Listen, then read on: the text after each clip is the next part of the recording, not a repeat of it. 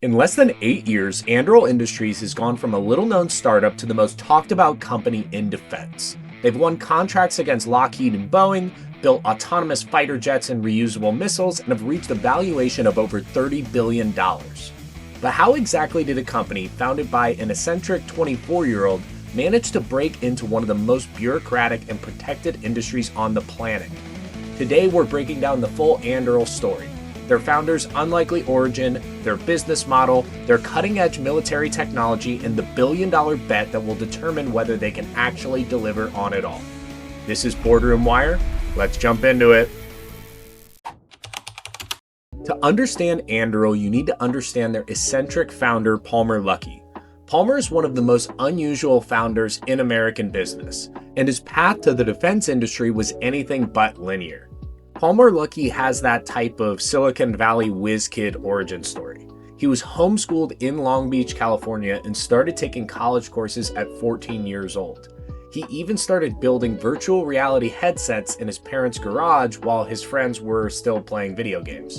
In 2019, at 19 years old, he founded Oculus VR. The legendary video game developer John Carmack borrowed one of his prototypes and demoed it at E3, and suddenly Luckey's garage project was international news. A Kickstarter campaign helped him raise $2.4 million, 10 times his original goal, and 2 years later, Mark Zuckerberg paid $2 billion to acquire Oculus. Palmer Luckey was just 21 years old at the time of the acquisition. For a while, it seemed like the perfect marriage.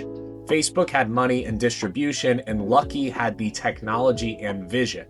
But in 2016, something happened that would change both of the company's trajectories. Luckey donated $10,000 to a pro-Trump political group called Nimble America, a move that, in the heart of liberal Silicon Valley at the time, was effectively career suicide.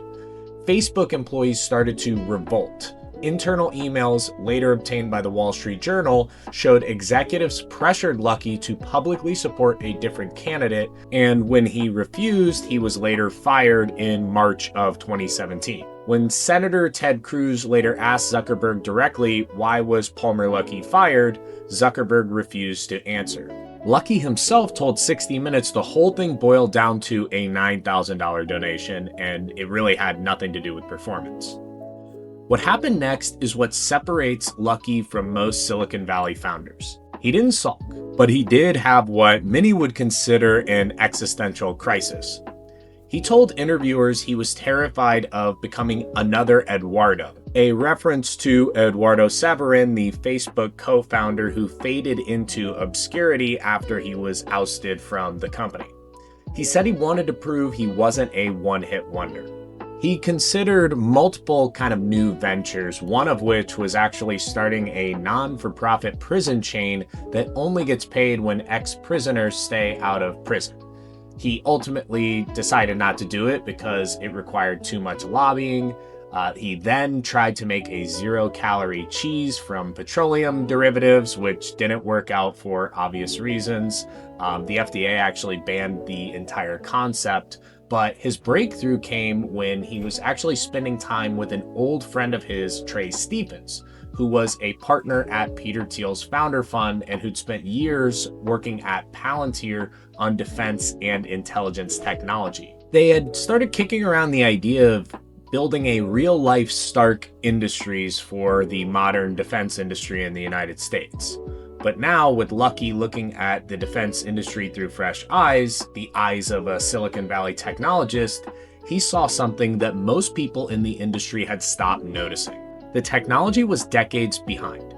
Drones that couldn't fly themselves, border surveillance that relied on human operators, weapon systems designed in the 90s still waiting to be delivered, and the reason wasn't a lack of talent or resources. America was spending more on defense than the next 10 countries combined. The problem was how the money was actually being spent. The entire procurement system, the way the Pentagon buys weapons, was fundamentally structurally broken. And Luckey believed that crack in the system was exactly wide enough for someone to drive a startup through it. To understand why he was right and why the defense establishment thought he was crazy, you have to understand the Pentagon and the machine that he was trying to break into. Because the way the Pentagon buys weapons isn't just inefficient, it was designed in a way that made inefficiency inevitable. For decades, defense procurement has followed the same playbook. And once you see how it works, you'll understand exactly why Palmer Luckey thought he had a wedge, and why the incumbents never saw him coming. So here's how it works. The Pentagon writes a requirements document, sometimes thousands of pages long, describing a weapon system it wants built, basically a technology RFP for military defense tech. A small number of massive contractors then submit proposals, one of which wins, and then is where the real problem begins. The winner doesn't get paid a fixed price. They get paid through what's called a cost-plus contract. That means that the government agrees to cover whatever the contractor spends to develop and build the weapon, and then pays a guaranteed profit margin on top of it, usually somewhere between 8 and 15%. Think about what that actually means. If the project goes over budget, the contractor doesn't lose money, they actually make more money. If it takes twice as long as planned, the contractor gets paid for twice as long. There is no financial incentive to be efficient. As a matter of fact, the incentive is to be inefficient. Let alone, you don't have any incentive to innovate and no incentive to deliver on time. The results speak for themselves. When you look at the F-35 Joint Strike Fighter program launched in 2001, it is now over a decade behind schedule.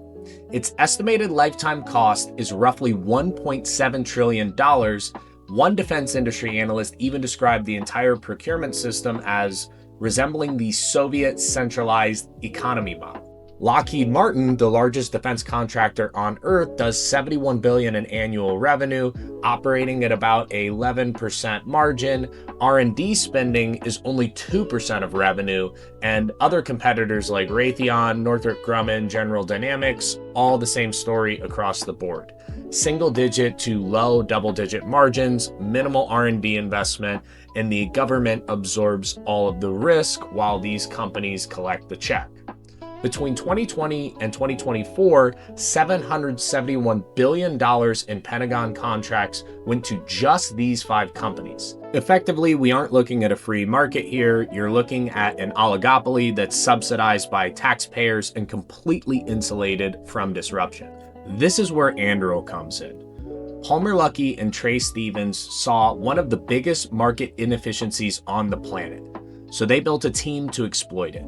They hired Brian Schimpf, who was Palantir's Director of Engineering, as CEO, Matt Grimm from Palantir as COO, Joe Chen, a former Army paratrooper who'd worked with Luckey at Oculus to bridge the gap between Silicon Valley and the military, and in June 2017, Anduril Industries was officially born.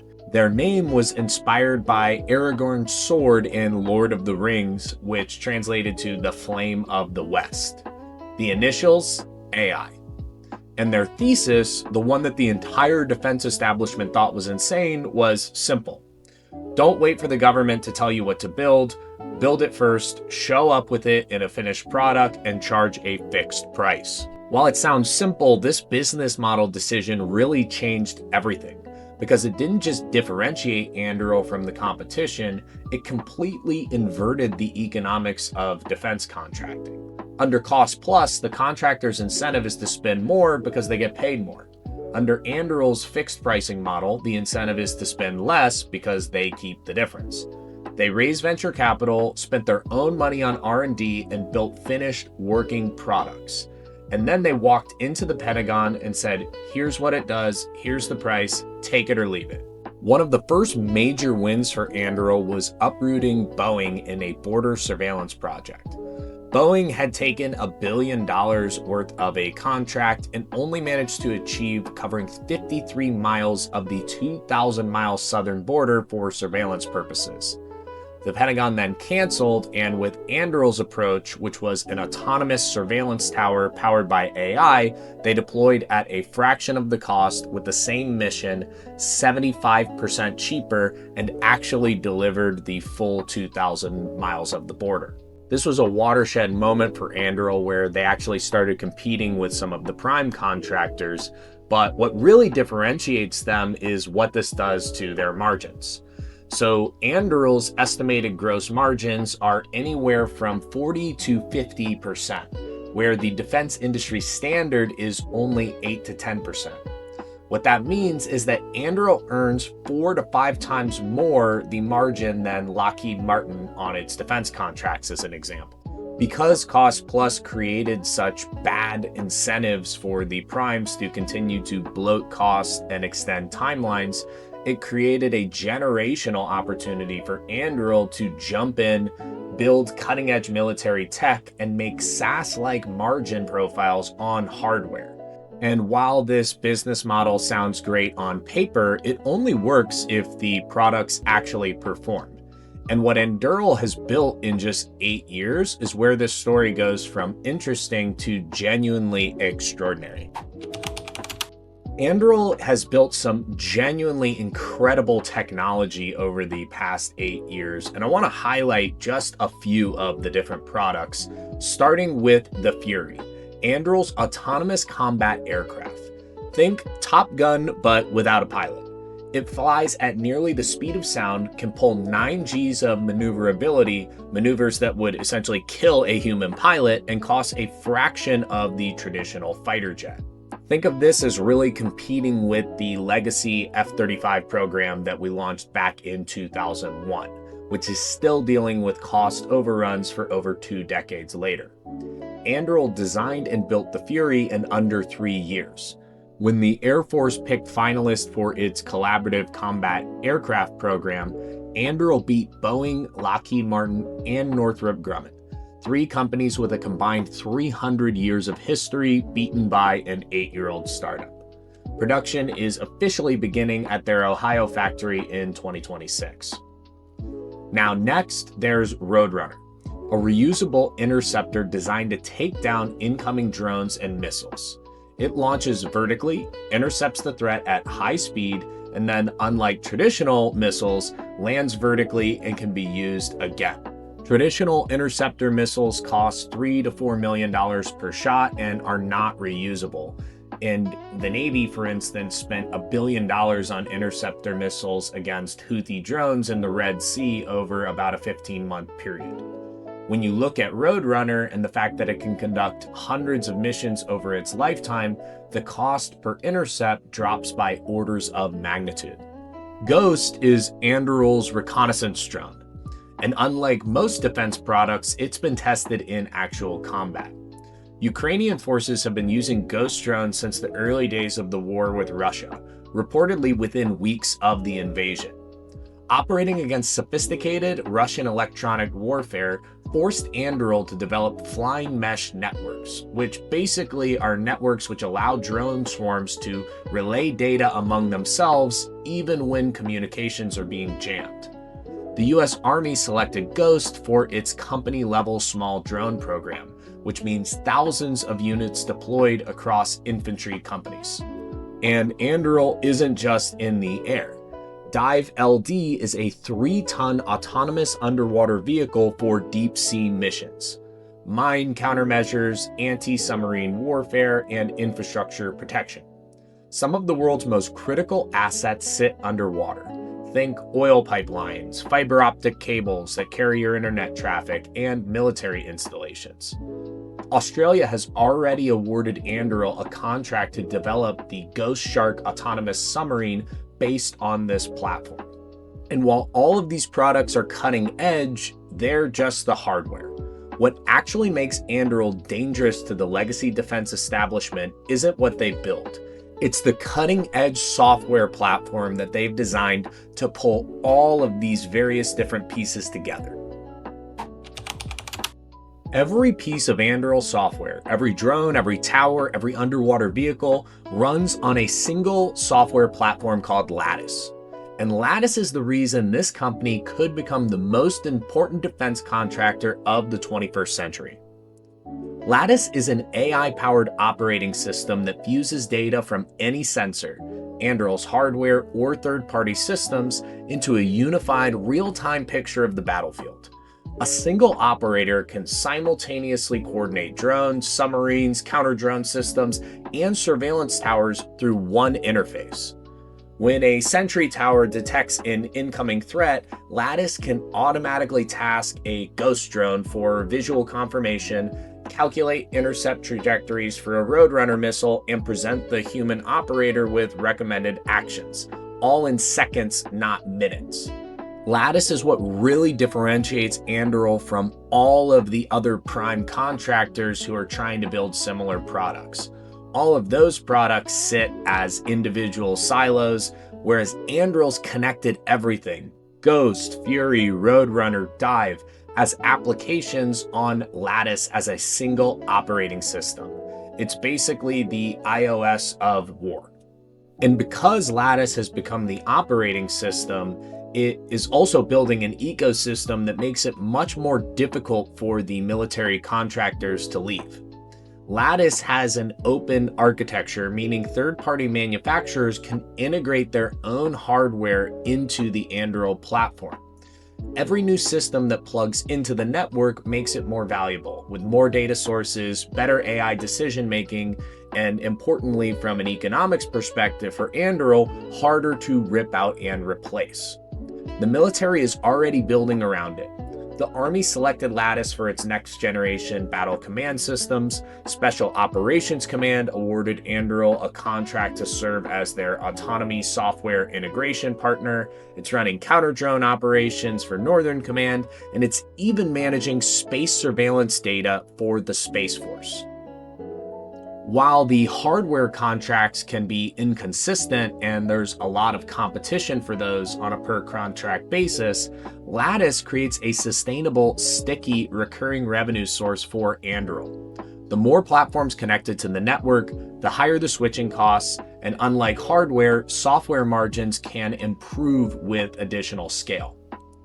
So Anduril has the business model, they have the margins, they have the software platform creating lock-in across every branch of the military. But all of that means nothing if they can't answer the hard question in their entire business case.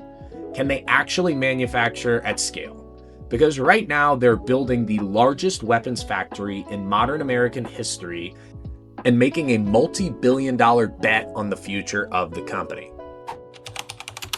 In January 2025, Palmer Luckey stood in Central Ohio and made a promise to build a manufacturing campus that would do for defense what Henry Ford did for the automobile. The facility is called Arsenal 1. It's 5 million square feet, roughly the size of 87 football fields, on 500 acres near Columbus, Ohio. It created 4,000 direct jobs and another 4,000 plus indirect jobs, projected at over $2 billion in annual economic output once operational.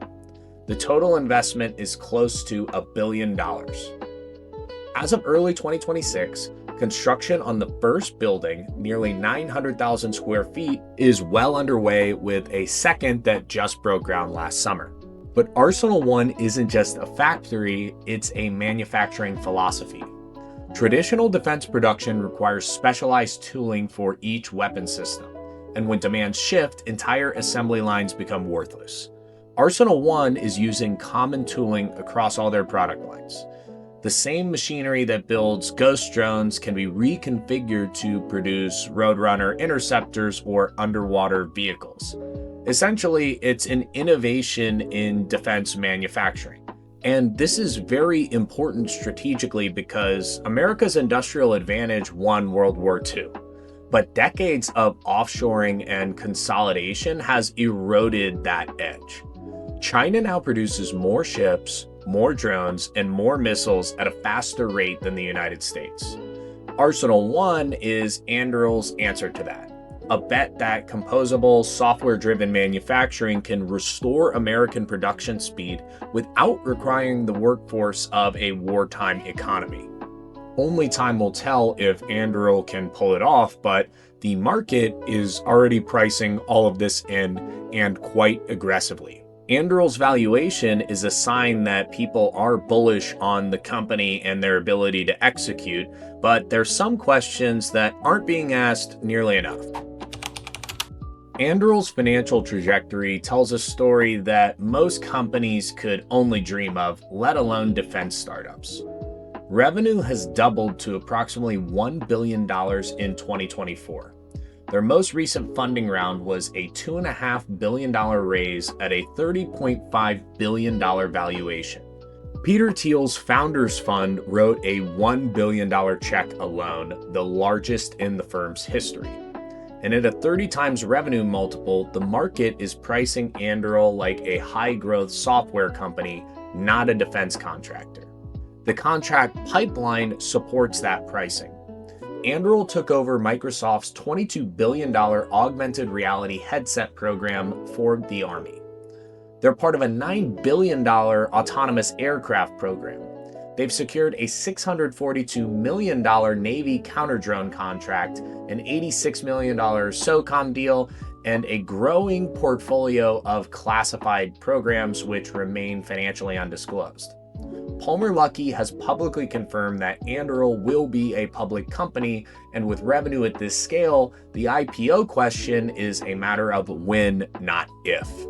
And while Anduril has seen a ton of success, there are still real risks to the business and their future that should be addressed. The first is manufacturing risk. For the most part, Anduril has proven it can build prototypes and small batches, but the future and Arsenal 1, their Gigafactory, requires a leap to mass production.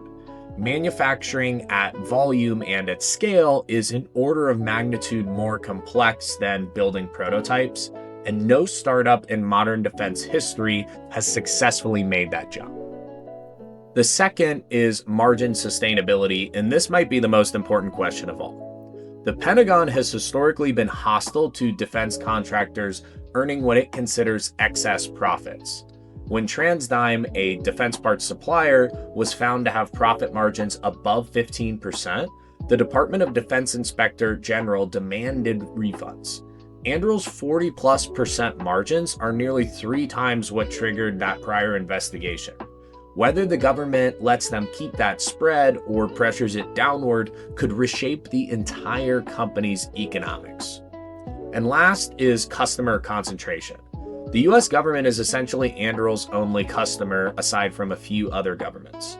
A shift in administrative priorities, a budget reallocation, a single procurement policy change could significantly impact the business. Anduril is diversifying further with other joint ventures with countries like the UAE and Australia, but the dependency on the United States is a real risk. So Anduril and their eccentric founder Palmer Luckey haven't just innovated in military technology, they've innovated the entire business model. And with the growing importance of their software platform Lattice, it's clear that they're going to be here to stay, and they're going to be an important part of at least the American defense industry for the foreseeable future. Now, whether they can execute on their manufacturing dreams or whether the Pentagon allows them to keep the juicy margins that they've built up, time will only tell, but their success and what they've achieved so far is unprecedented, and it'll be interesting to see how things progress. If you enjoyed this breakdown, please like the video, consider leaving a comment, it really helps out, and subscribe to the channel, and consider watching one of our other strategic breakdowns on business and technology. This is Boardroom Wire. See you on the next one.